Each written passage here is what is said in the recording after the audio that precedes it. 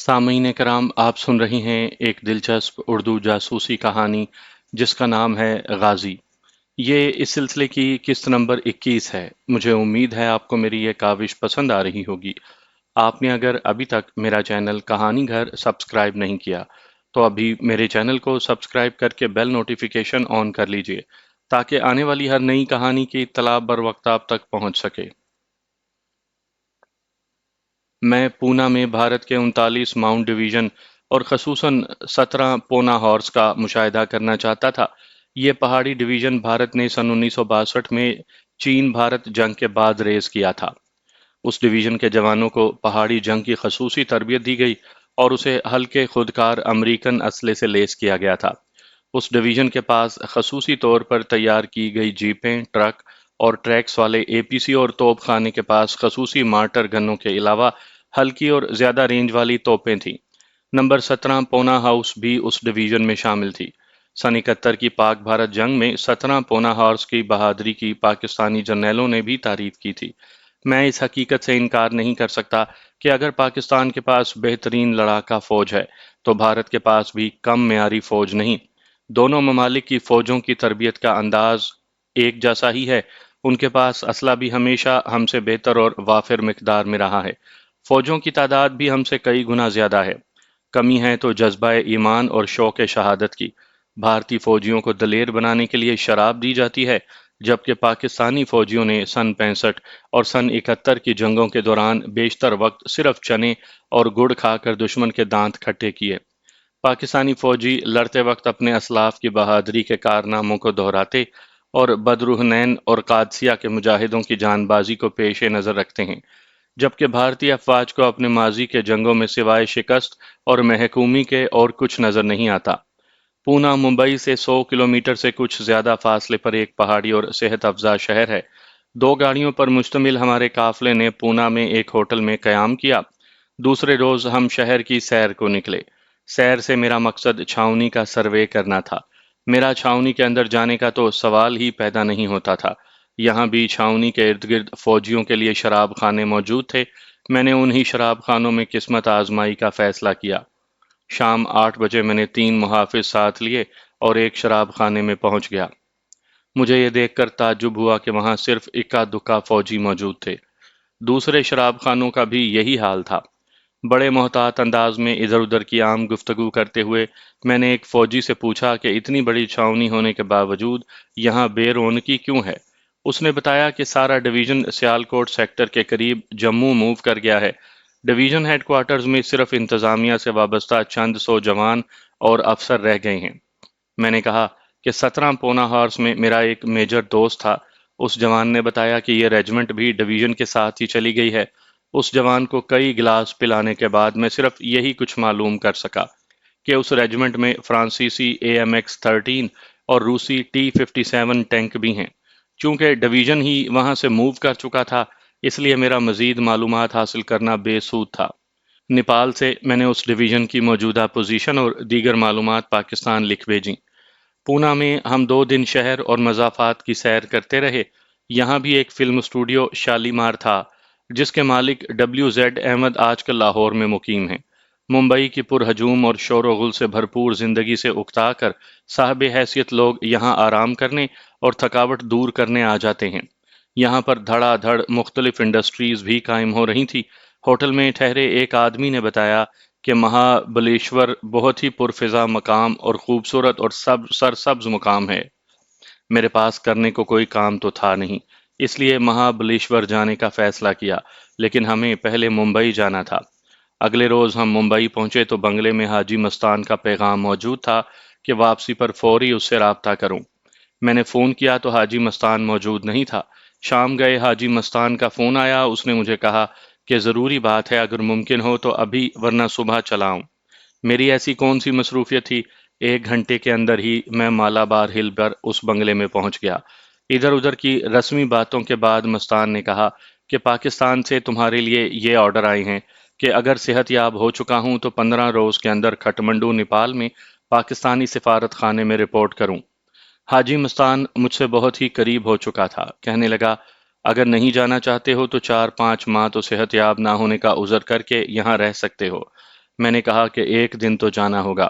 حاجی مستان نے ایک اور آفر دی، کہنے لگا تمہاری تمام فیملی کو یہاں باحفاظت منگوا لوں گا اور سب کو بھارتی شہریت بھی لے دوں گا، ہمیشہ کے لیے یہیں سیٹل ہو جاؤ۔ جوہو والا بنگلہ بھی تمہارے نام کر دوں گا، چاہو تو میرے ساتھ مل کر کام میں شامل ہو جانا، اور اگر کوئی کاروبار کرنا چاہو تو جتنا روپیہ درکار ہو میں دوں گا۔ جب اس نے اپنی بات ختم کی تو میں نے اس کا ہاتھ تھام لیا اور بڑے نرم اور اپنائیت کے لہجے میں کہا، مستان بھائی، اب تک کے تمہارے حسن سلوک سے مجھے پورا یقین ہے کہ تم نے مجھے جو آفر دی ہے اس سے بھی بڑھ کر میرے لیے کرو گے، لیکن دو باتیں تم بھول گئے۔ اول یہ کہ میں اپنے محکمے کے لیے نہیں بلکہ اپنے وطن کی بھارتیوں کے ہاتھوں توہین اور ذلت کو برداشت نہ کرتے ہوئے خود والنٹیئر کر کے بھارت آیا تھا۔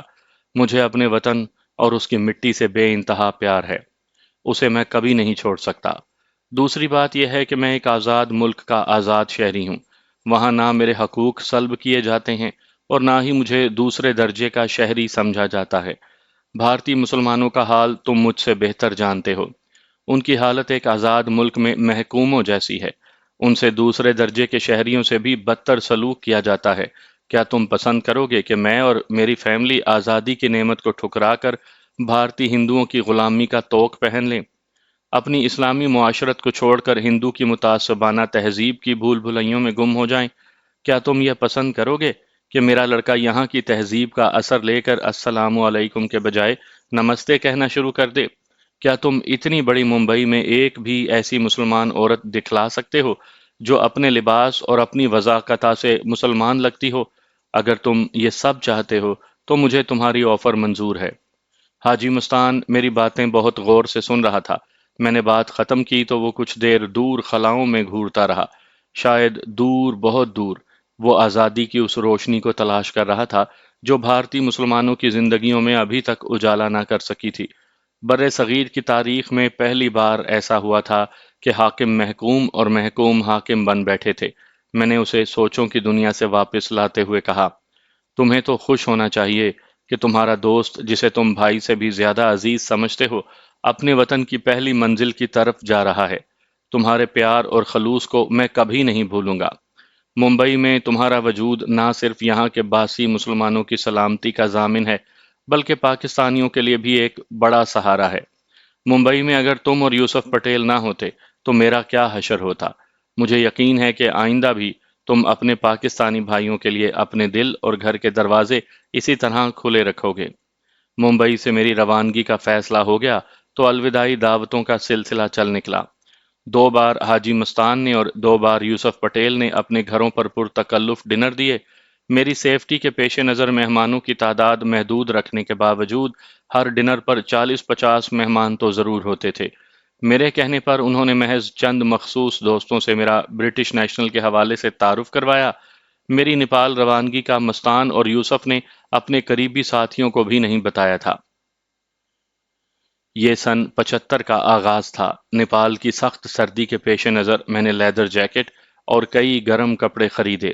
میں اپنے ساتھ کم سے کم سامان لے کر جانا چاہتا تھا لیکن پھر بھی دہلی سے لائے ہوئے 2 سوٹ کیس چھوٹے پڑ گئے۔ میں نے 2 بڑے سوٹ کیس خریدے، ایک نہایت اعلیٰ رین کوٹ لیا جس کی ٹوپی گردن تک لمبی اور سائڈ کے دونوں فلیپ آدھے سے زیادہ چہرے کو ڈھانپ لیتے تھے۔ روانگی کا دن طے کرنے سے پہلے نیپال جانے کے لیے راستے کا تعین ضروری تھا۔ ہوائی سفر تو خارج از بحث تھا۔ اخباروں پر میری تصویریں اور زندہ یا مردہ گرفتاری پر انعام کے اشتہارات کئی مرتبہ چھپ چکے تھے۔ پولیس، سی بی آئی اور ڈی ایم آئی کے آدمی ہر سو میری بو سونگتے پھرتے تھے۔ صورتحال ایسی تھی کہ میں ممبئی ایئرپورٹ پر ہی دھر لیا جاتا۔ زمینی راستے دو تھے، ایک پٹنہ سے ہوتے ہوئے نیپال بھارت بارڈر تک جاتا تھا۔ یہ راستہ چھوٹا تھا لیکن سفر کے دوران اسٹیمر کے ذریعے دریا کراس کرنا پڑتا تھا۔ سابقہ مشرقی پاکستان سے آنے والے پاکستانی اور بہاری مہاجروں کے قافلے اسی راہ سے نیپال جاتے تھے۔ دوران سفر کئی بار ان کی چیکنگ ہوتی اور ذرا سا شک پڑنے پر کہ یہ پاکستانی ہیں انہیں گرفتار کر لیا جاتا تھا یا پھر بھارتی رشوت وصول کی جاتی تھی۔ اسٹیمر کے گھاٹ پر تو چیکنگ کے بہانے ان لٹے پٹے مہاجرین کا بچا کچا سامان بھی لوٹ لیا جاتا تھا۔ میرا اس راستے سے جانا بھی قطعی غیر محفوظ تھا۔ اب صرف ٹرین کے ذریعے لمبا چکر کاٹ کر اور زگ زیگ منزلیں طے کرتے نیپال کی سرحد تک پہنچا جا سکتا تھا۔ یہ سفر اس لحاظ سے بھی محفوظ تھا کہ بیشتر حصہ ٹرین میں طے ہونا تھا۔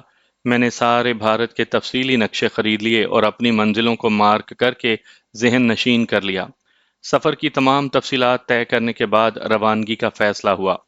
حاجی مستان اور یوسف پٹیل اس بات پر مصر تھے کہ ان کے مسلح آدمی میری حفاظت کے لیے نیپال کے بارڈر تک میرے ہمراہ جائیں، لیکن میں نے انکار کر دیا۔ سمگلنگ کے دھندے میں ملوث ان کے کارندوں کی معلومات صرف ممبئی اور نواحی علاقوں تک محدود تھی۔ یہ سارے تقریباً ان پڑھ تھے۔ جس راستے سے میں جا رہا تھا وہاں ان سے اگر معمولی سی بھی عام پوچھ گچھ ہو جاتی تو وہ قابل اطمینان جواب دینے سے قاصر تھے۔ میں نے یہ آفر رد کر دی تو انہوں نے کہا کہ بنارس تک کے لیے ریل کا اے سی کوپ ریزرو کروا دیتے ہیں۔ میں نے انہیں کہا کہ میں پرہجوم ڈبے میں سفر کرنا چاہتا ہوں۔ میرے لیے اگر اے سی ڈبہ ریزرو کیا گیا تو خواہ مخواہ ریلوے اور پولیس والوں کی نظروں میں آ جاؤں گا، اور جو ہر چھوٹے بڑے اسٹیشن پر مشکوک افراد کو تلاش کرتے پھرتے ہیں۔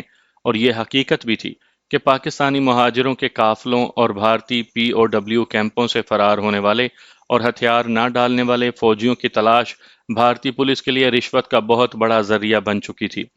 میرے بہت سمجھانے کے بعد بالآخر یہ فیصلہ ہوا کہ ممبئی سینٹرل اسٹیشن سے بنارس تک کا سفر میں اپر کلاس میں کروں۔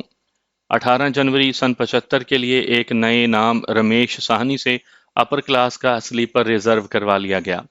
حاجی مستان اور یوسف پٹیل نے بہت اصرار کیا کہ میں جتنی رقم چاہوں ان سے لے لوں، لیکن میں نے انکار کر دیا۔ میرے پاس ابھی دہلی سے لائے ہوئے خاصے پیسے موجود تھے اور نیپال میں پاکستانی ایمبیسی نے میری دیکھ بھال کرنی تھی۔ میں نے ان دونوں کو مجھے الوداع کہنے کے لیے اسٹیشن پر آنے سے بھی روک دیا۔ یہ دونوں اتنے مشہور و معروف تھے کہ ممبئی پولیس اور سی بی آئی کا ہر ملازم انہیں پہچانتا تھا۔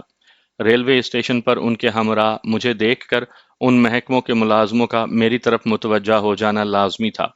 میں نے انہیں کہا کہ آپ مجھے جوہو کے بنگلے پر ہی الوداع کہیں اور اسٹیشن پر آپ کے محافظ چھپ کر ٹرین کی روانگی تک مجھے خبر دیں۔ شام 6 بجے ٹرین کی روانگی کا وقت تھا۔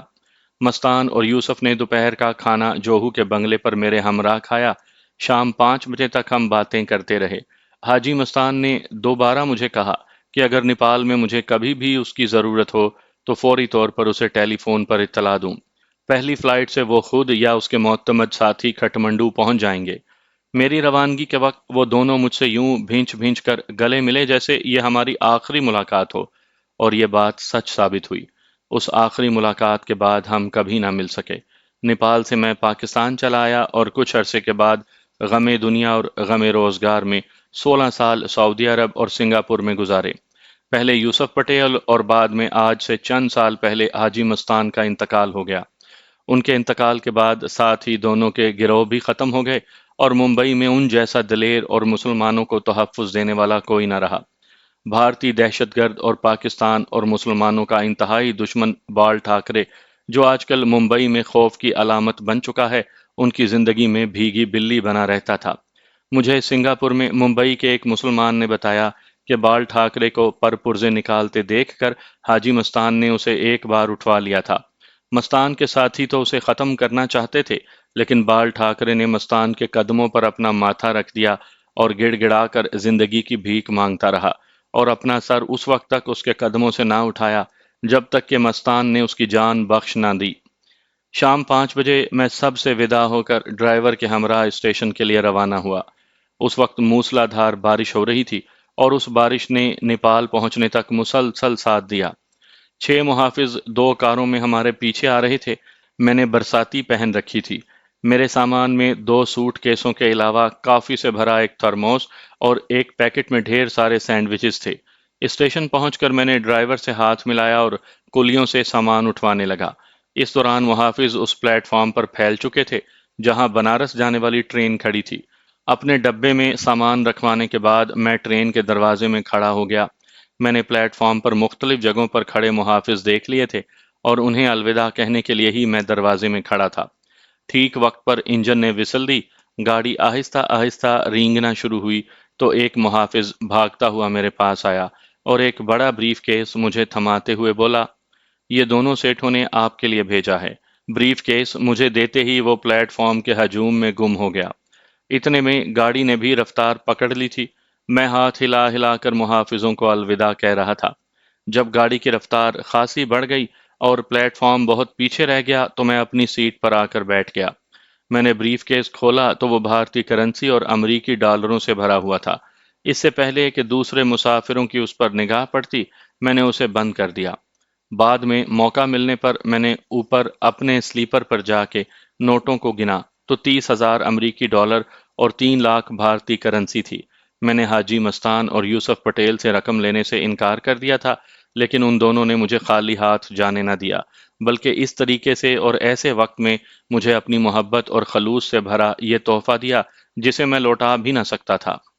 ممبئی سے بنارس تک تقریباً 25 گھنٹے کے سفر کے دوران میں حتی الامکان ٹرین سے کم ہی باہر نکلا۔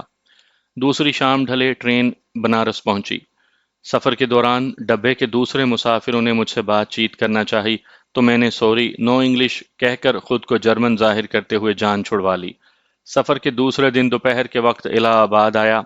دہلی میں قیام کے دوران میں 2 مرتبہ الہ آباد آیا تھا اور یہاں پر متعین 12 سکھ لائٹ انفینٹری کے ریجیمنٹل سینٹر سے کئی اہم معلومات حاصل کی تھیں۔ میں یہاں پاکستانی جنگی قیدیوں کے دونوں کیمپوں کے گرد بھی منڈلاتا رہا تھا۔ اس وقت میں ایک طرح سے آزاد تھا، لیکن اب حالت بالکل مختلف تھی۔ ہر آنکھ مجھے گھورتی ہوئی اور ہر شخص مجھے بھارتی پولیس یا فوج کا کارندہ دکھائی دیتا تھا۔ اس لیے میں نے پلیٹ فارم پر جانے کے بجائے ڈبے میں ہی رہنے میں اپنی عافیت سمجھی۔ عجیب اتفاق تھا کہ بنارس میں بھی موسلا دھار بارش ہو رہی تھی۔ اسٹیشن سے باہر آ کر میں نے سواری پکڑی اور مرکزی جامع مسجد کے قریب ایک درمیانے درجے کے ہوٹل میں کمرہ لے لیا۔ میں نے اس ہوٹل میں ایک خاص بات دیکھی۔ ہر کمرے میں ہندوؤں کے بھگوانوں اور دیوتاؤں کی 20 سے زائد تصاویر دیواروں پر ٹنگی تھیں۔ یعنی ہندوؤں کا مذہبی شہر ہونے کی وجہ سے ہوٹل کے گاہکوں کو اپنے اپنے دیوتاؤں کے درشن کمروں میں ہی کروانے کا انتظام تھا۔ میں نے صبح بنارس اور شام اودھ کے حسن کا تذکرہ کتابوں میں پڑھا تھا۔ شام اودھ تو نواب واجد علی شاہ کے ساتھ ہی ختم ہو گئی، لیکن بنارس کی صبح دیکھنے کا موقع میں گنوانا نہیں چاہتا تھا۔ بارش بھی تھم چکی تھی۔ میں سورج طلوع ہونے سے پہلے ہی اس منظر سے لطف اندوز ہونے کے لیے ہوٹل سے باہر آ گیا۔ ہندو مرد اور عورتوں کا ایک ہجوم تھا جو سفید دھوتیاں باندھے پوتر گنگا میں اشنان کر کے اپنے گناہ دھونے جا رہا تھا۔ درجنوں غیر ملکی ٹورسٹ بھی گنگا کنارے کھڑے اپنے کیمروں میں ان مناظر کو محفوظ کر رہے تھے۔ میں بھی ان میں شامل ہو گیا۔ ایک قابل دید منظر تو طلوع آفتاب کا تھا۔ بنارس کے سینکڑوں چھوٹے بڑے مندروں کے سنہری کلسوں سے ٹکرا کر منعکس ہونے والی سورج کی شعاؤں نے ہر طرف ایک آگ سی لگا رکھی تھی۔ یہ واقعی ایک قابل دید منظر تھا۔ دوسرا منظر ذرا دنیاوی اور ہندوؤں کی ضعیف الاعتقادی کا مظہر تھا۔ زمانے بھر کی آلودگیوں اور چتاؤں کی راکھ سے بھری پوتر گنگا میں کپڑوں سے بے نیاز ہزاروں ہندو عورتیں اور مرد اشنان کر رہے تھے۔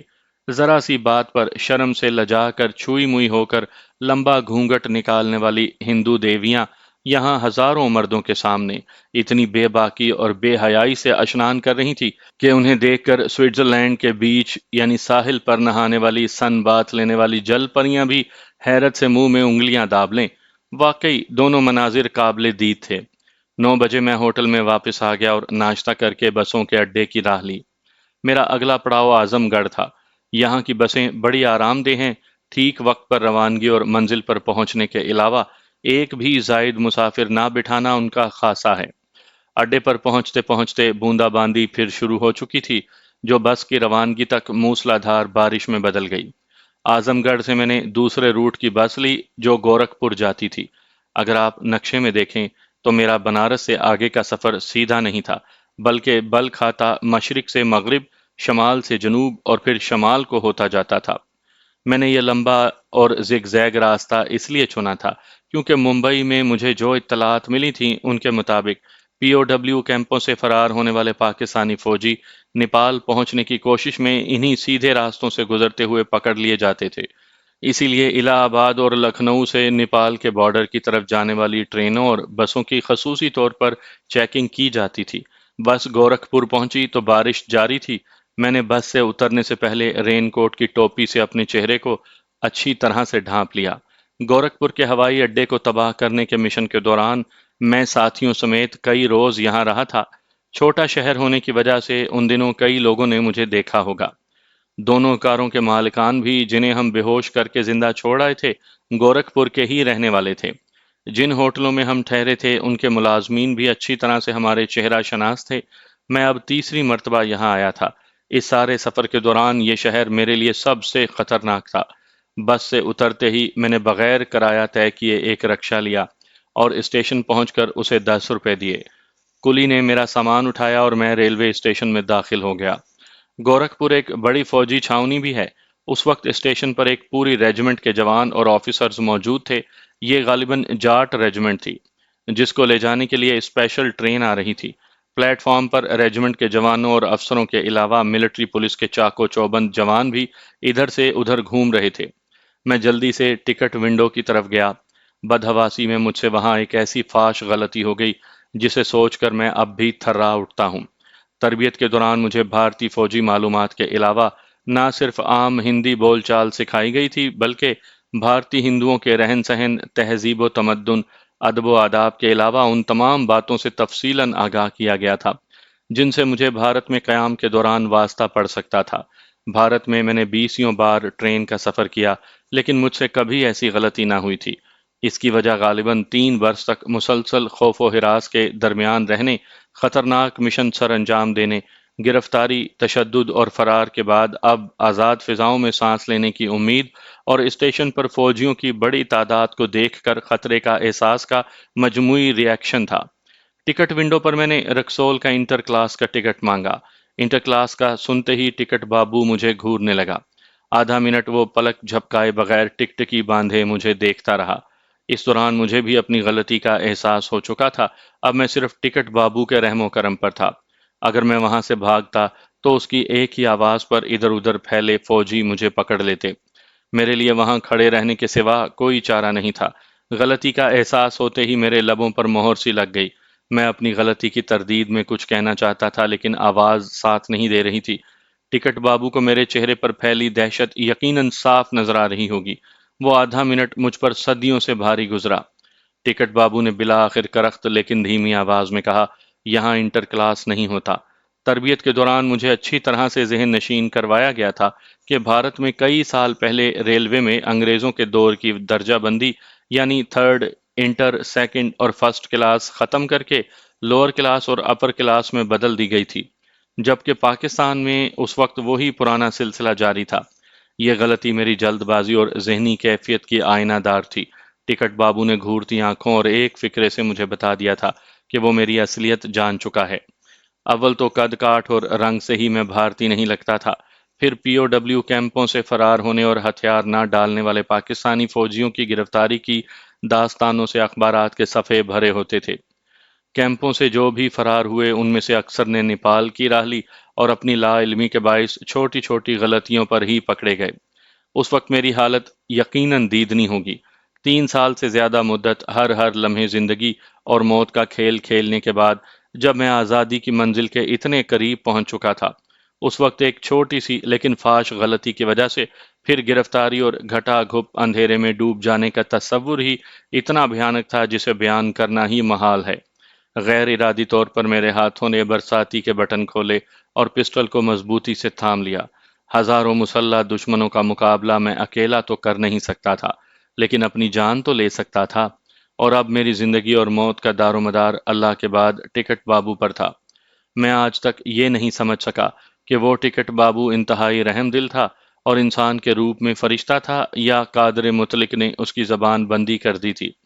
خود بھارتی مسلمانوں نے مجھے پکڑوانے کی کوشش کی تھی اور پاکستانی مسلمان کوریئر نے مجھے گرفتار کروایا تھا۔ یہ بابو ہندو تھا یا مسلمان، لیکن میرے لیے تو رحمت کا فرشتہ بن گیا۔ اس نے خاموشی سے مجھے رکسول کا لوور کلاس کا ٹکٹ دیا۔ اسے پیسے دیتے وقت میری آنکھیں تشکر کے جذبات سے لبریز تھیں اور اس کی آنکھوں سے قلبی سکون اور اطمینان جھلک رہا تھا۔ مجھے یقین ہے کہ اس منظر کو اگر کیمرہ فلم میں قید کر لیتا تو وہ تصویر 2 مختلف جذبوں کی ترجمانی کے حوالے سے انعام کی حقدار ٹھہرتی۔ کلی نے میرا سامان اٹھا رکھا تھا۔ ہم اس پلیٹ فارم پر چلے گئے جہاں رکسول جانے والی گاڑی کھڑی تھی۔ چھوٹی پٹڑی پر چلنے والی اس گاڑی کا سفر صرف گورکھپور سے رکسول اور واپسی تک محدود تھا۔ آدھ گھنٹے کے بعد گاڑی نے حرکت کی۔ اس دوران میری حالت بالکل ایک زندہ لاش جیسی تھی۔ सोचने समझने की सलाहियत मफकूद हो चुकी थी। प्लेटफॉर्म पर फौजियों और मुसाफिरों की चहल पहल थी, लेकिन मुझे यूं महसूस हो रहा था जैसे कुछ साए हैं, वो जो मेरी आंखों के सामने फैलते और सुकड़ते जाते हैं। गाड़ी चलने के खासी देर के बाद मेरे हवास कुछ बहाल हुए, तो मैंने डब्बे में बैठे मुसाफिरों का जायजा लिया। 6-7 मुसाफिरों में एक गैर मुल्की भी था।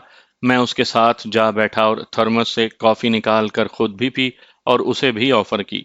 मगरबी सयाह खुद चाहे कितनी ही अबतर हालत में क्यों ना हो, मशरकी अक़वाम ख़ुसूसन बर्रे सग़ीर के बाशिंदों को हमेशा हीच समझते हैं, और इधर हम बर्रे सग़ीर के बासी उनसे बातचीत करने या उनकी एक मुस्कुराहट को अपने लिए बाइस सद इफ्तिखार जानते हैं। डब्बे के दूसरे मुसाफिरों को नज़रअंदाज करते हुए मैंने उसे कॉफ़ी पेश की थी, जिसे उसने अपने बरतर होने का हक समझते हुए मुस्कुराते हुए कबूल कर लिया। इधर मेरे दिमाग में एक नए मंसूबे ने जन्म लिया था।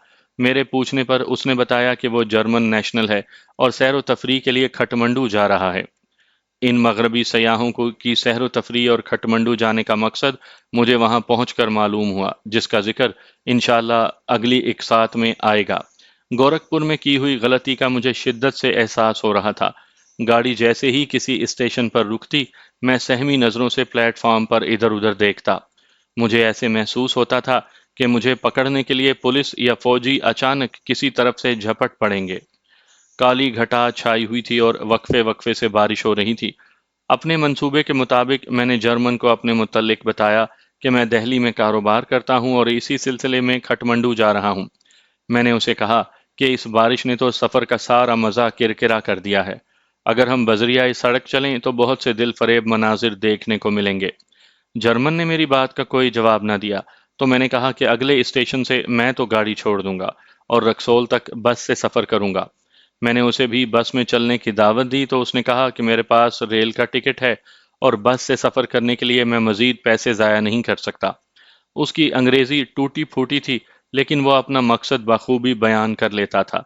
मैंने उसे कहा कि मुख्तसर से दौरान सफ़र में उसके साथ ने मुझे उसका गुरविदा कर दिया है। इसके अलावा मैं उससे जर्मनी के मुतल्लिक मालूमात भी हासिल करना चाहता हूँ, क्योंकि अनकरीब ही मुझे म्यूनिख जाना है। इसलिए अगर वो मेरा साथ देने को तैयार हो, तो मैं ना सिर्फ उसका रक्सौल तक बस का टिकट खरीदने को तैयार हूँ, बल्कि नेपाल के सरहदी कस्बे बेरगंज में रात गुजारने के लिए होटल का किराया और खाने पीने का खर्चा भी उठाऊंगा। जर्मन ने कुछ देर सोचने के बाद मेरी दावत कबूल कर ली। अगला बड़ा स्टेशन मुजफ्फराबाद था। हम ट्रेन से उतर आए। जर्मन ने मेरा एक सूटकेस उठा लिया। उसका अपना मुख्तसर सामान उसकी पुश्त पर बंधा हुआ था। स्टेशन से बाहर निकलते ही सामने बड़ी सड़क दिखाई दी। बारिश ने फिर जोर पकड़ लिया। सड़क किनारे एक दरख्त तले हम खड़े हो गए। थोड़ी देर में ही रक्सौल जाने वाली बस नमूदार हुई। बारिश की वजह से गिनती के चंद ही मुसाफिर बस में मौजूद थे। हम बस में सवार हुए और ड्राइवर के बिलमुकाबिल खाली सीटों पर बैठ गए। कंडक्टर भी किराया लेने के बाद ड्राइवर के पास बैठकर उससे बातें करने लगा। ड्राइवर कोई ठाकुर था। दोनों की बातों से मालूम हुआ कि चंद रोज पेशतर 3 पाकिस्तानी फौजी, यकीनन ये वो फौजी थे जो पाकिस्तान वापसी से कुछ कबल कैंपों से फरार हो गए थे और खासा वक्त भारत में भटकने और पनाहें लेने के बाद नेपाल जा रहे थे। उसी ड्राइवर ने शक पड़ने पर भारतीय पुलिस को पकड़वाए थे। वो अपने इस कारनामे पर इतरा रहा था और मैं सोच रहा था कि एक बड़ा शिकार उसके कितने करीब बैठा है। सामईन की दिलचस्पी के लिए अर्ज है कि 16 दिसंबर सन 71 को मशरकी पाकिस्तान में तमाम फौजियों ने हथियार नहीं डाले थे। कुछ आसाम से होते हुए बर्मा चले गए, जहां बर्मी हुकूमत ने उन्हें कुछ अरसा कैद रखकर पाकिस्तान के हवाले कर दिया। कुछ जैसूर छावनी के करीबी बॉर्डर से भारत में दाखिल हुए और छुपते छुपाते भारतीय पंजाब की राह ली और कुछ सिंध में बॉर्डर की तरफ बढ़े, लेकिन रास्तों से अदम वाकफियत और मजबूत भारतीय जासूसी निज़ाम की वजह से रास्ते में ही पकड़े गए। जो बॉर्डर तक पहुंचने में कामयाब हो गए थे, वो वतन के इतने करीब कामयाबी से पहुंचने की खुशी और जल्दबाजी के नतीजे में भारतीय सरहदी फौज बीएसएफ के हाथों गिरफ्तार होकर कैंपों में भेज दिए गए, जहां उन्हें सख्त तशद्दुद का निशाना बनाया गया और बगैर यूनिफॉर्म गिरफ्तारी के बायस कई बरस के लिए जेल भेज दिया गया।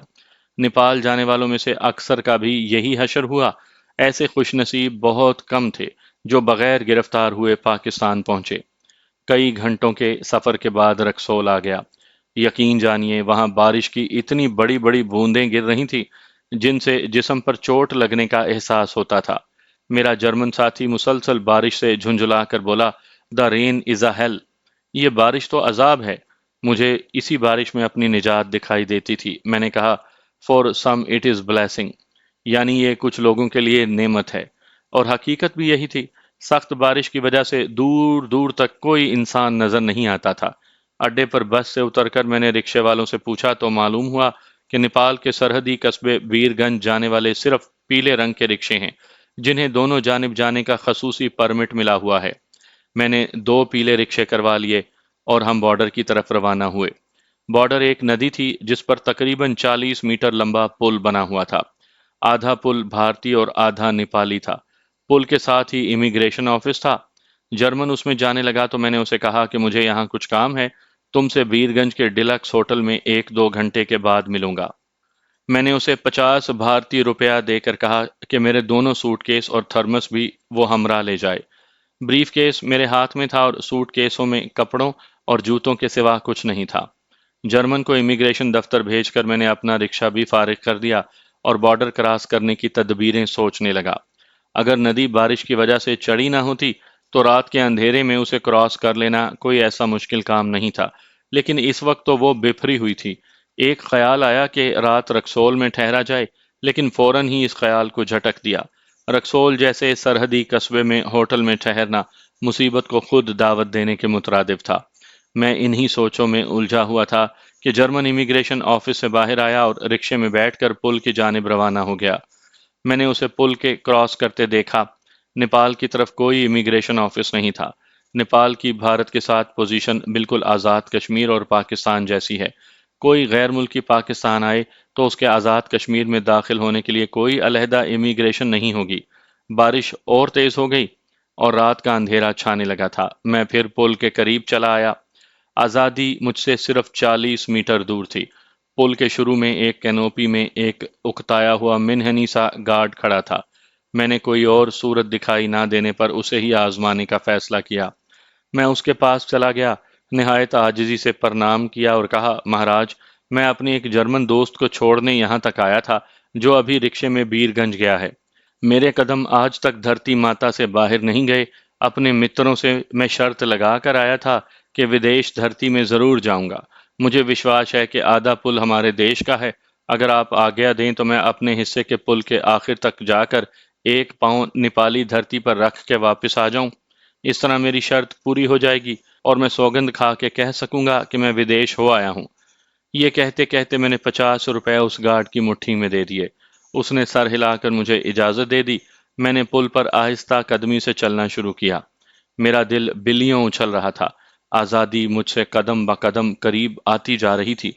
جب مجھے یقین ہو گیا کہ میں آدھا پل طے کر چکا ہوں تو پہلے تو میں نے اپنی رفتار تیز کی اور پھر بھاگنے لگ گیا۔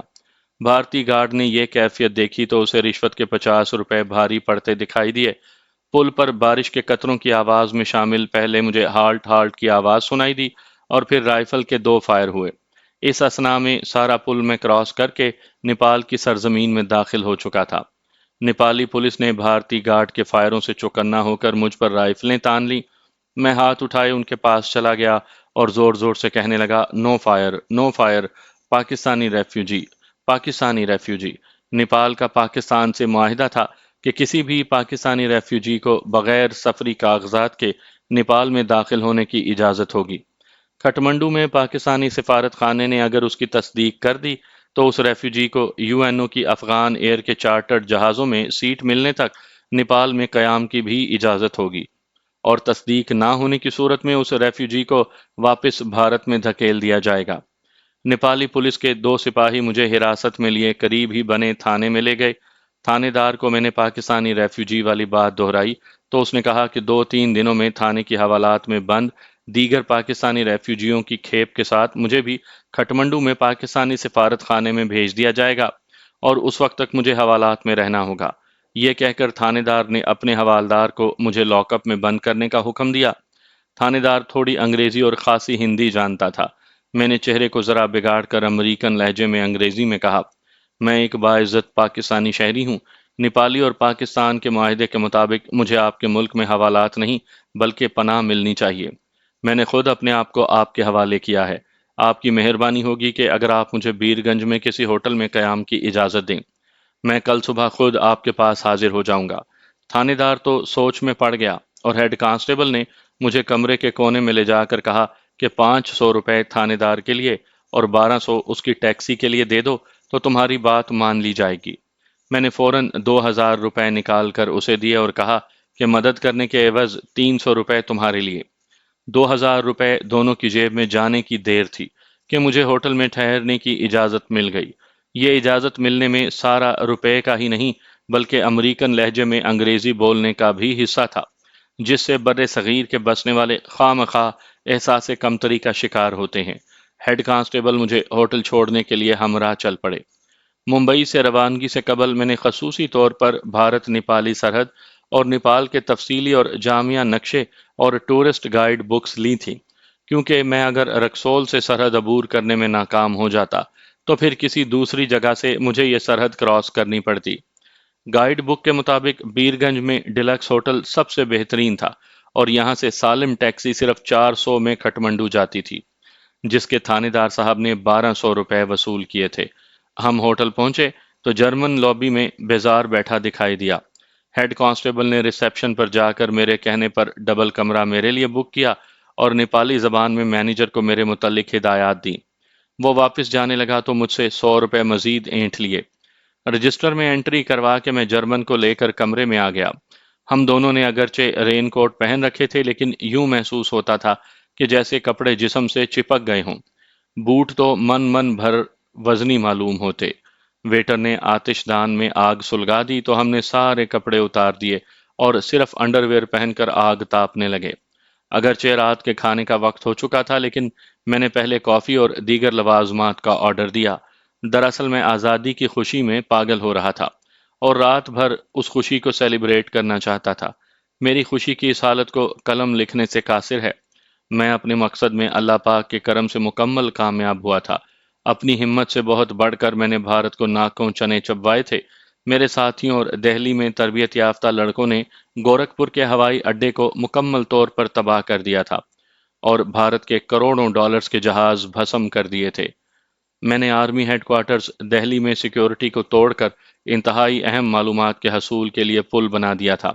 میں نے بھارت کے جدید ترین ٹینکوں کی پاکستان کی سرحدوں پر خفیہ ڈپلائمنٹ کو تشت ازبام کر دیا تھا اور پاکستان میں بھارتی جاسوسوں کی مکمل فہرست اپنے محکمے کو پیش کر دی تھی۔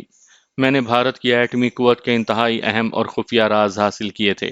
میں نے بھارتی تشدد کی انتہا کو برداشت کیا اور اپنی زبان تک نہ کھولی اور ڈی ایم آئی کی سیکیورٹی کے حصار کو توڑ کر ان کے منہ پر ذلت کے تماچے مارے تھے اور یہ ثابت کر دیا تھا کہ جذبہ ایمان سلامت ہو تو ایک مسلمان ایک تو کیا 100 ہندوؤں پر بھی بھاری ہے۔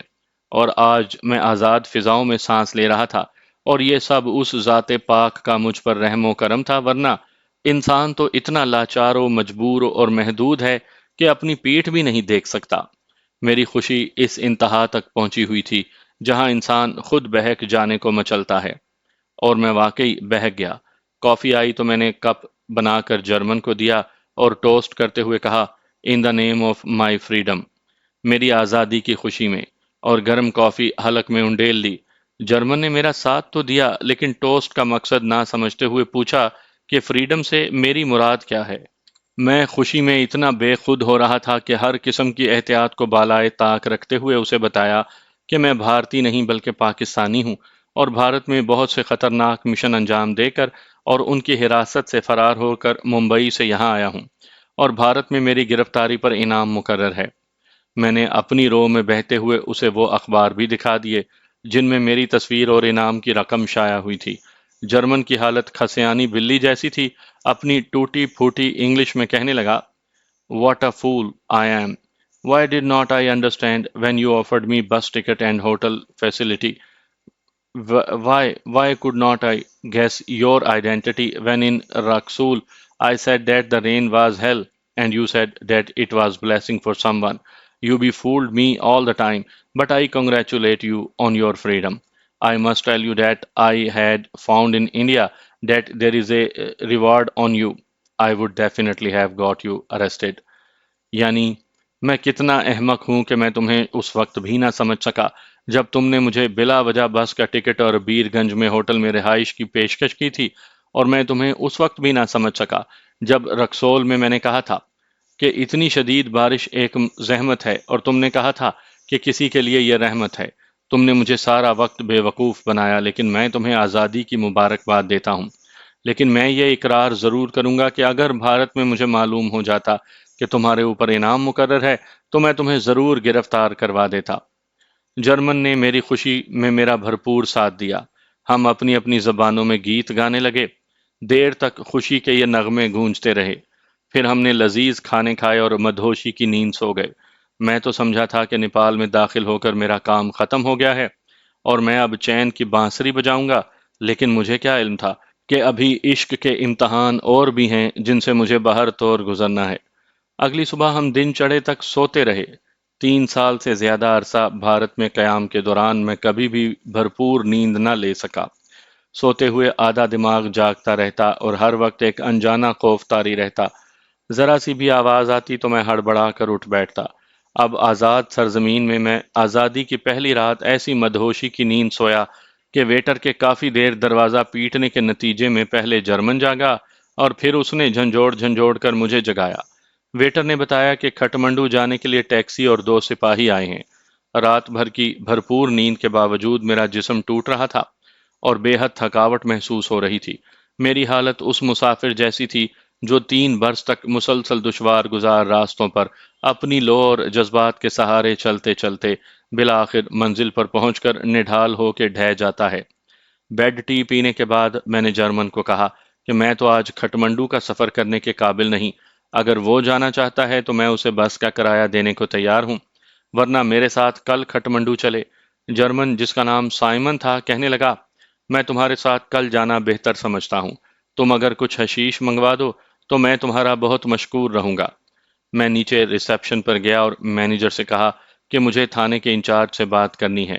مینیجر نے ٹیلی فون ملایا اور ریسیور مجھے دیتے ہوئے کہا کہ تھانے دار لائن پر ہے۔ تھانے دار کو میں نے کہا کہ میری طبیعت ٹھیک نہیں ہے، اس لیے میں آج کے بجائے کل صبح کٹمنڈو جاؤں گا۔ آج کے انتظامات کے لیے آپ کو جو تکلیف ہوئی ہے اس کے عوض میں 1000 روپیہ آپ کو دونوں سپاہیوں کے ہاتھ بھیج رہا ہوں۔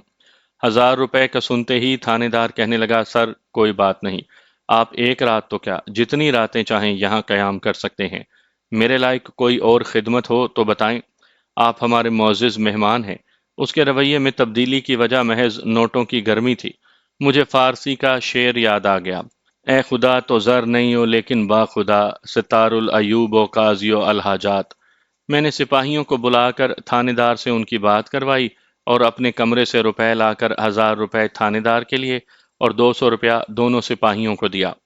وہ دونوں خوشی خوشی مجھے سلوٹ مار کر چلے گئے۔ کمرے میں واپس آ کر میں نے ویٹر کو ناشتہ لانے کو کہا اور ساتھ ہی پوچھا کہ کیا حشیش مل سکتی ہے۔ حشیش کا نام سنتے ہی ویٹر کی باتیں کھل اٹھیں۔ وہ خود حیران تھا کہ 2 غیر ملکی، مجھے بھی وہ مغربی سیاح ہی سمجھ رہا تھا، جب سے آئے ہوئے ہیں انہوں نے حشیش کیوں نہیں طلب کی۔ ویٹر نے جواب دیا، جتنی چاہے ابھی لا دیتا ہوں۔ میں نے اسے 50 روپے دیے اور وہ چند منٹوں میں ہی چرس کے کئی ٹکڑے لے کر آ گیا۔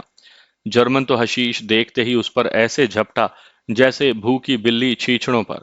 ناشتے سے پہلے ہی وہ چرس بھرے سگریٹ بنا کر پینے لگا۔ میں نے کمرے کی کھڑکیاں کھول دیں تاکہ یہ تلخ دھواں باہر جا سکے۔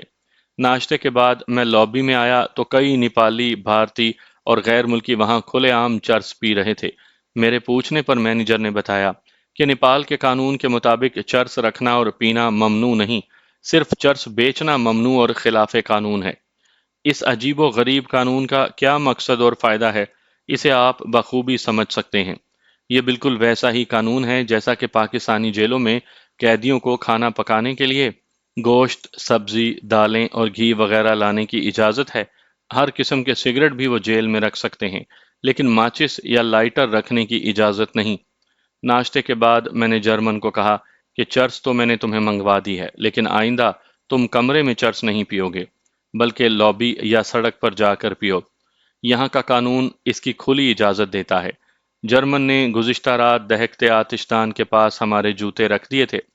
میں نے ویٹر کو کپڑے دھونے اور جوتے پالش کرنے کے لیے دیے اور تھوڑی دیر کے بعد ہم نہا دھو کر بیرگنج کی مٹر گشت کو نکل کھڑے ہوئے۔ آسمان بالکل صاف اور سورج کی تپش بھلی محسوس ہو رہی تھی۔ بیرگنج ایک چھوٹا سا قصبہ تھا اور اس کی اہمیت صرف یہ تھی کہ یہاں سے کھٹمنڈو کے طویل اور خطرناک سفر کے لیے بسیں صبح صرف 10 بجے تک اور ٹیکسیاں 11 بجے تک ملتی تھیں۔ ان اوقات کے بعد پہنچنے والے مسافروں کو بقیہ دن اور رات کو یہاں قیام کرنا پڑتا تھا، جس کے لیے معمولی سرائیں اور منجی بستر والے ہوٹلوں سے لے کر ڈیلیکس جیسے اعلیٰ معیار کے ہوٹل بنے ہوئے تھے۔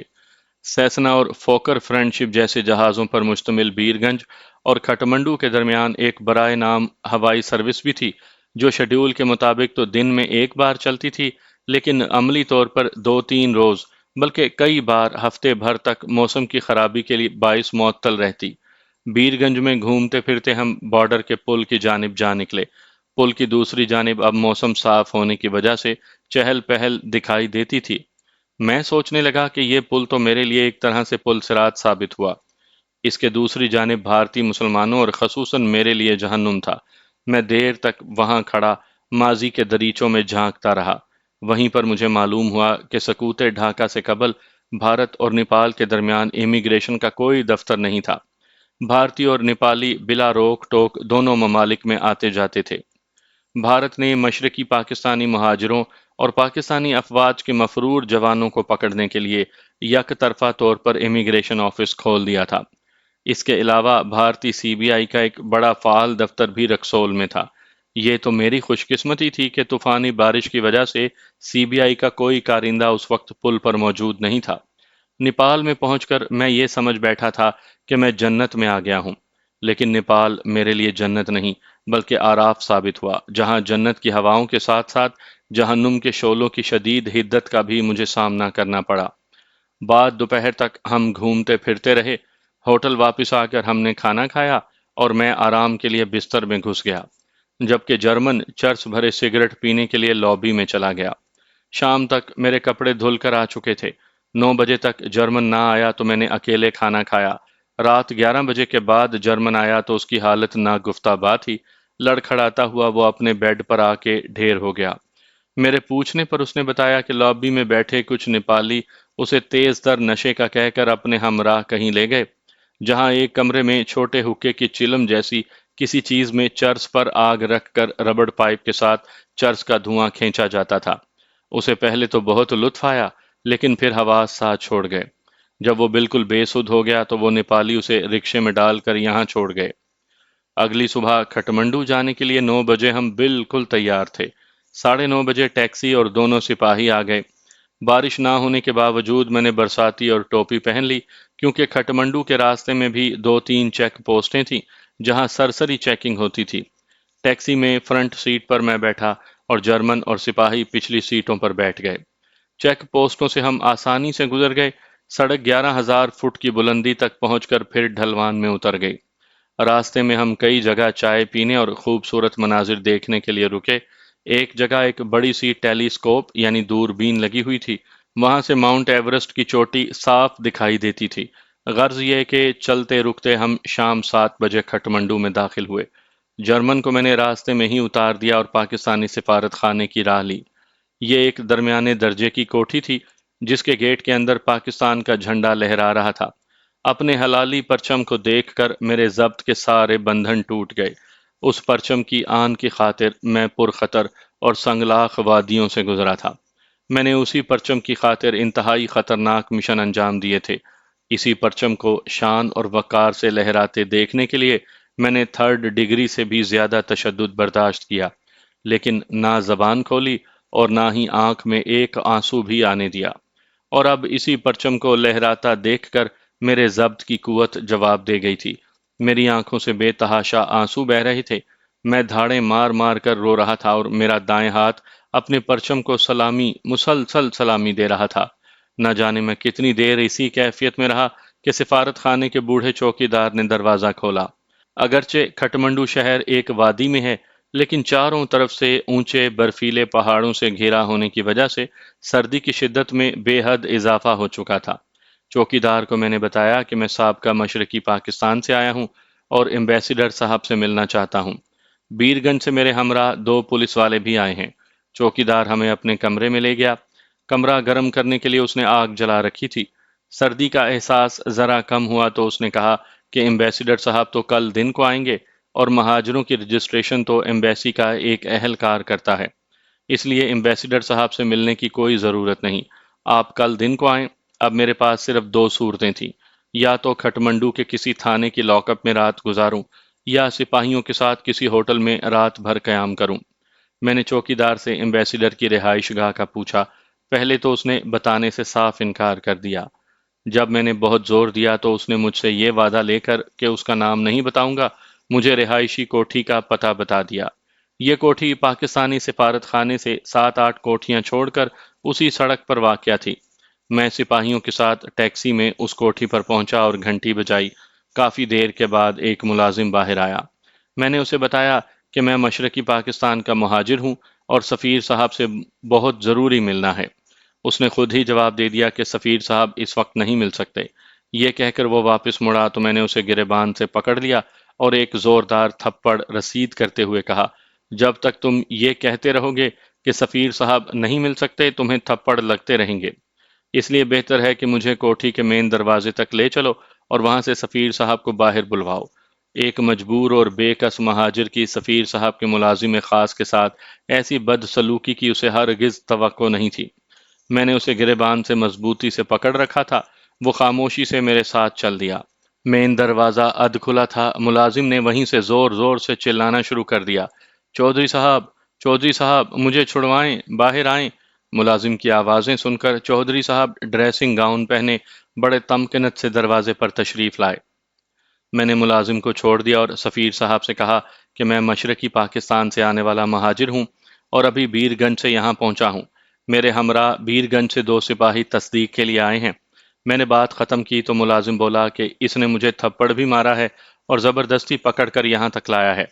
मेरी ज़बान से महाजिर सुनते ही सफ़ीर का चेहरा उसे बेवक्त बेआराम करने से सुर्ख हो गया। मुलाजिम को थप्पड़ मारने का सुनकर वो आपे से बाहर हो गया। कहने लगा, तुम 2 टके के महाजिर, तुम्हारी ये जुरत कैसे हुई कि मेरी कोठी पर आए और मेरे मुलाजिम को थप्पड़ मारा? तुम्हारी तस्दीक करनी तो एक तरफ रही, मैं तुम्हें पुलिस के हवाले कर दूंगा। उसकी बातें सुनकर मैं भी तैश में हवास खो बैठा। मैंने सेकंडों में पिस्टल निकालकर उस पर तान लिया और कहा, पुलिस को इत्तला करने का मौका तो तुम्हें तब मिलेगा जब यहाँ से जिंदा अंदर जाओगे। अगर तुमने अभी मेरी बात ना सुनी तो मैं तो तुम्हारी और तुम्हारे अहले खाना की लाशों के ताबूत लेकर पाकिस्तान जाऊंगा। सफ़ीर साहब ने हालात बिगड़ते देखे तो फौरन डिप्लोमेसी से काम लेते हुए बड़ी नरम आवाज़ से मुखातिब हुए, आइए अंदर ड्राइंग रूम में बैठकर बात करते हैं। पाकिस्तान में भी तरबेला में मुलाजमत के दौरान मेरा वास्ता अक्सर ब्यूरोक्रेट से पड़ता रहता था। वसी इख्तियारात के मालिक ये नौकरशाही के करता धरता अपनी सीट पर बैठकर फ़िरौन से भी बढ़कर अपनी हाकमियत का इजहार करते थे। 2 मरतबा मेरे साथ ऐसा इत्तफाक हुआ कि एयर कंडीशनड कमरों में एग्जेक्टिव चेयर पर बैठे जब उनकी बातें बर्दाश्त से बाहर हो गई तो मैंने दोनों मरतबा उनको कुर्सी से खींच कर मेज़ पर घसीट लिया। एक की गर्दन पर उसी के पेपर नाइफ से दबाव डाला और दूसरे को जन्नाटेदार थप्पड़ मारा। सिर्फ इतने ही सलूक से उनकी अफसरी की सारी हवा खारिज हो गई। ना सिर्फ उन दोनों ने फौरी तौर पर मेरे जायज़ काम कर दिए, बल्कि आइंदा भी जब कभी मैं उनसे किसी काम के सिलसिले में मिलने गया तो मेरा बिजनेस कार्ड मिलते ही उन्होंने पहले से इंतज़ार में बैठे 20 मुलाकातियों को अवॉइड करके मुझे बुलवा लिया और मेरा काम टेलीफोन पर ख़ास हिदायत देकर फौरी करवा दिया। ये मेरे ज़ाती काम नहीं थे, बल्कि तरबेला में मुलाजमती जिम्मेदारी से मुतल्लिक होते थे। सफ़ीर साहब अपने ड्राइंग रूम में जलते हीटरों के बावजूद कांप रहे थे। ना मालूम वो मुझे क्या समझ रहे थे। ये सोचते हुए कि अब उनके साथ काफ़ी हो चुकी है, मैंने कहा, मैं मशरकी पाकिस्तान का रेफ्यूजी नहीं हूँ। क्या आपको मेरे मुतल्लिक पाकिस्तान से मेरे महकमे ने, मैंने महकमे का नाम बताया, उससे कुछ हिदायत मिली हैं? मैंने जब अपना कोड नंबर बताया तो सफ़ीर साहब एकदम खड़े हो गए, मुझे गले लगा लिया और बड़े माजरत खा लहजे में बोले, मुझे क्या मालूम था कि आप आए हैं। आपके मुतल्लिक तो मुझे मुफस्सिल हिदायत मिल चुकी हैं और मैं तो कई रोज़ से आपका मुंतज़िर हूँ। आपके महकमे की तरफ से आपको यहाँ पर बहुत अहम काम सौंपा गया है। सफ़ीर साहब ने अहम काम की तफसील बतानी चाही तो मैंने कहा कि मेरे साथ बीरगंज से आए हुए 2 सिपाही भी बाहर टैक्सी में बैठे हैं जो सिफारत खाने की तस्दीक लेकर वापस जाएंगे। सफ़ीर साहब ये सुनते ही घर के अंदर गए اور اپنی گاڑی کی چابی لے آئے۔ کہنے لگے ابھی چلتے ہیں اور میں تصدیق نامہ پر کر کے انہیں دیتا ہوں۔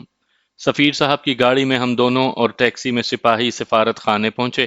چوکیدار نے سفیر صاحب کا کمرہ کھولا اور انہوں نے 5 منٹ میں تصدیق نامہ تیار کر کے مجھ سے پوچھا آپ کا کیا نام لکھوں؟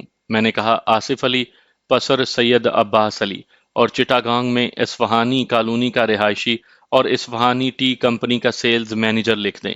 سفیر صاحب نے میرے کہنے کے مطابق چھپا ہوا تصدیق نامہ پر کیا اور اس پر اپنے دستخط اور مہر ثبت کی، پھر پوچھا اگر پیسے درکار ہوں تو میں سیف سے نکال دوں؟ میں نے اس بات میں سر ہلایا اور سفیر صاحب نے 10,000 نیپالی کرنسی مجھے دے دی۔ سفارت سے باہر کھڑی ٹیکسی میں بیٹھے نیپالی سپاہیوں کو میں نے تصدیق نامہ اور نیپالی کرنسی میں 200 روپے دیے۔ ٹیکسی ڈرائیور اور ان سپاہیوں نے رات تو کسی تھانے میں اپنے پیٹی بند بھائیوں کے ساتھ ہی گزارنی تھی۔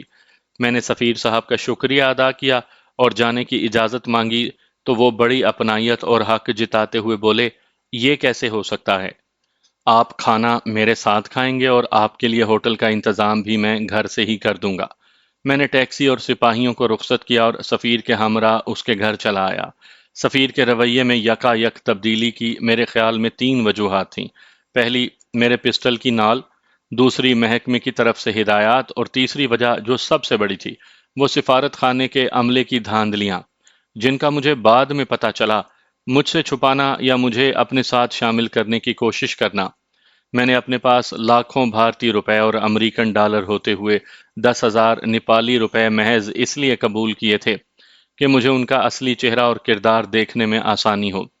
ڈرائنگ روم میں ہی سفیر صاحب کی بیگم اور 2 جوان غیر شادی شدہ بیٹیوں سے ملاقات ہوئی۔ سفیر صاحب نے انہیں میرا تعارف یہ کہہ کر کروایا کہ یہ وہی ہیں جن کا ہمیں انتظار تھا۔ کھانے کی ٹیبل پر اتنے مختلف کھانے تھے جن کا ایک سفیر اپنی تنخواہ میں سوچ بھی نہیں سکتا تھا۔ کھانے کے دوران ان کی بیگم اور بیٹیوں نے بھارت میں میرے مشنوں کے متعلق پوچھا تو میں نے انہیں یہ کہہ کر ٹال دیا کہ اس وقت میں بہت تھکا ہوا ہوں، اس لیے پھر کبھی صحیح۔ دراصل میں کسی پاکستانی یا غیر پاکستانی یا اپنے محکمے کے اپنے مخصوص افسران کے علاوہ کسی کو بھی اس مشنوں کے متعلق کچھ بھی بتانے کا مجاز نہیں تھا۔ سفیر صاحب نے کھانے کے بعد ڈرائنگ روم میں کافی کے دور کے دوران فون پر انا پورنا ہوٹل میں میرے لیے کمرہ بک کروایا اور تھوڑی دیر کے بعد وہ اپنی گاڑی میں مجھے اس ہوٹل میں چھوڑ بھی آئے۔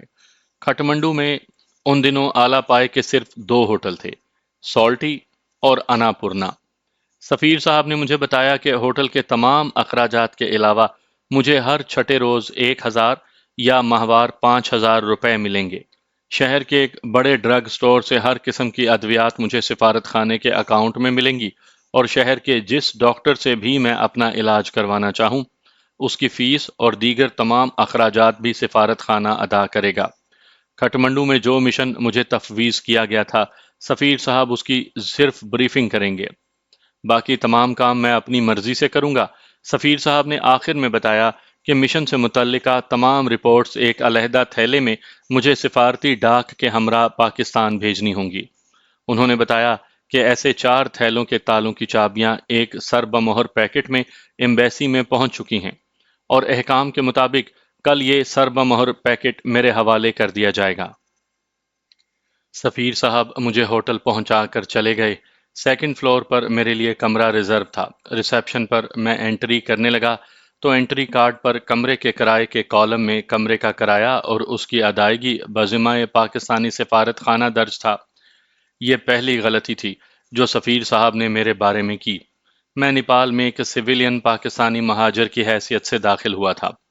میں اپنی مالی حیثیت کے مطابق سب سے مہنگے ہوٹل یا سب سے کم کرائے والے کسی گیسٹ ہاؤس میں ٹھہرتا، لیکن کرایہ مجھے اپنی جیب سے ادا کرنا تھا۔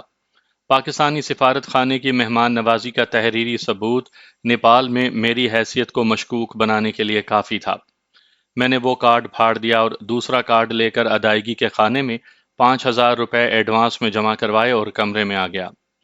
دوسرے دن 11 بجے میں سفارت خانے گیا تو وہاں حشر کا سامان تھا۔ 400-500 پاکستانی مہاجر سفارت خانے کے کمپاؤنڈ اور سڑک پر مختلف گروہوں میں کھڑے سفارت خانے کی بے حسی کے قصیدے پڑھ رہے تھے۔ میں مختلف گروہوں کے پاس تھوڑی تھوڑی دیر ٹھہرتا ہوا سفارت خانے کی عمارت میں داخل ہونے لگا۔ تو ایک گارڈ نے مجھے زور سے دھکا دیا اور انتہائی کرختگی سے کہا کہ کس باپ سے ملنا ہے۔ گارڈ کے رویے سے مجھے بخوبی احساس ہو گیا کہ پاکستانی مہاجروں سے یہاں کیسا سلوک کیا جاتا ہے۔ میں دھکے سے سنبھل کر پھر گارڈ کے قریب گیا اور ایک زوردار ٹھڈا اس کی ناف کے نیچے مارا۔ درد کی شدت سے دوہرا ہو کے وہ فرش پر گر کر پھڑکنے لگا۔ میرا یہ رویہ اس گارڈ اور وہاں کھڑے دوسرے دو گارڈز کے لیے انتہائی غیر متوقع تھا۔ اپنی شکل و صورت اور قد سے یہ تینوں مغربی پاکستان کے لگتے تھے اور لٹے پٹے بے بس بہاری پاکستانی مہاجروں کو بلا وجہ ذلیل و خوار کرتے تھے۔ مشرقی پاکستان کے مغربی پاکستانی مہاجروں کے تو پاکستان میں اپنے گھر بار اور عزیز و اقارب تھے، انہیں صرف پاکستان پہنچنا مقصود تھا۔ اصل بے بسی تو بہاری مہاجر تھے، جو دوسری مرتبہ بے گھر ہوئے تھے اور پاکستان پہنچنے کے بعد بھی ان کا نہ کوئی گھر تھا اور نہ ہی روزگار۔ انہیں اپنی زندگی کو پھر ابتدا سے شروع کرنا تھا۔ آج بھی بنگلہ دیش میں 4 لاکھ کے قریب پاکستانی بہاری 27 سال سے کیمپوں میں قسم پرسی کی زندگی گزار رہے ہیں۔ ان کا صرف یہی قصور ہے کہ وہ پاکستانی ہیں۔ دنیا بھر میں اپنی نوعیت کی غالباً یہ واحد مثال ہے کہ 4 لاکھ انسان ایسے ہیں جن کی کوئی نیشنلٹی نہیں۔ وہ پاکستانی ہیں لیکن پاکستان انہیں قبول کرنے کو تیار نہیں اور بنگلہ دیش انہیں اپنی شہریت نہیں دیتا۔ 27 سال میں آدھے تو اپنے گمشدہ وطن جانے کی آرزو میں انتقال کر چکے ہیں اور ان کی نئی نسل کا وطن ان کے کیمپ اور وطن کی سرحدیں خاردار تارے ہیں۔ میں تو اس بات پر حیران ہوں کہ صرف کراچی میں غیر قانونی رہائش پذیر برمی، سری لنکن اور بنگلہ دیشیوں کی تعداد ان پاکستانیوں سے کہیں زیادہ ہے، جو بنگلہ دیش کے کیمپوں میں دکھ بھری زندگی کی گھڑیاں گن رہے ہیں، اور ان پاکستانیوں کی حالت ازار پر حکمرانوں اور صاحب اقتدار کے کانوں پر جوں تک نہیں رینگتی۔ سامعین سے معذرت خواہ ہوں کہ غازی سناتے ہوئے انہیں ایسی خشک اور بے نمک سطور بھی سننی پڑتی ہیں، لیکن کیا کروں کہ جو کچھ دیکھتا اور محسوس کرتا ہوں اسے میں سنائے بغیر رہ بھی تو نہیں سکتا۔ گارڈ کی بدتمیزی پر اسے ٹھڈے پڑتے دیکھ کر ایمبیسی کے احاطے میں کھڑے سارے لوگ ہمارے گرد جمع ہو گئے۔ ان کے پزمردہ چہروں پر اچانک اطمینان اور آسودگی کے جھلکنے سے یوں محسوس ہوتا تھا جیسے ان سب کی آرزو اور حسرت کو میں نے پورا کر دیا ہے۔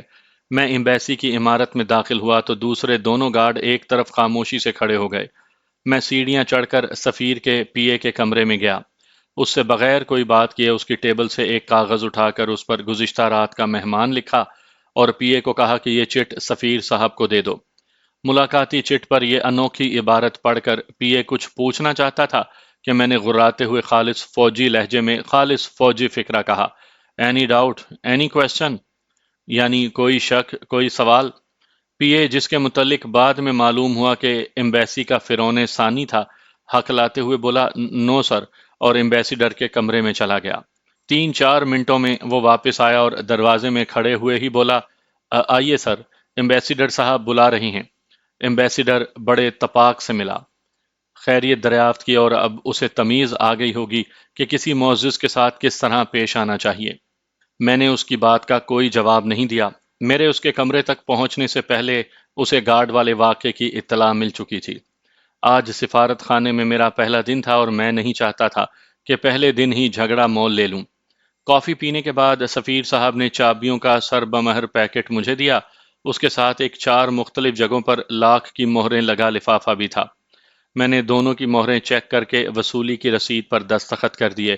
سفیر صاحب لفافے میں خط کے مندرجات جاننے کے خواہش مند تھے، لیکن میں نے لفافہ جیب میں رکھ لیا اور پوچھا کہ ڈاک کس روز پاکستان جاتی اور کب آتی ہے۔ پھر جیسے اچانک کچھ یاد آ گیا ہو، سفیر سے پوچھا آپ نے یہ کیا غضب کر دیا جو ہوٹل میں کرائے اور دوسرے بلوں کی ادائیگی سفارت خانے کے ذمے لکھوا دی؟ آپ کو تو اچھی طرح سے معلوم ہے کہ میں یہاں سویلین ریفیوجی کے حیثیت سے آیا ہوں۔ پھر بھلا ایمبیسی کو میرے اخراجات ادا کرنے کا تحریری ثبوت دینے کی کیا ضرورت تھی؟ میں نے وہ کارڈ پھاڑ دیا اور نیا کارڈ بھر کر 5,000 ایڈوانس ادا کیا ہے۔ آپ نے بلا سوچے سمجھے جو کیا وہ میرے اور سفارت خانے کے حق میں بے حد خطرناک ثابت ہو سکتا تھا۔ سفیر صاحب تو اپنی اس حماقت کا انجام سوچ کر گھبرا گئے اور بولے واقعی مجھ سے بڑی غلطی ہوئی۔ آپ یوں کیجئے کہ ہوٹل میں 20,000 ایڈوانس جمع کروا دیں اور 5,000 اپنے خرچ کے لیے رکھ لیں۔ یہ کہہ کر اس نے اکاؤنٹنٹ کو کہا کہ 15,000 روپے اور سادہ پیمنٹ واؤچر لے کر آ جائے۔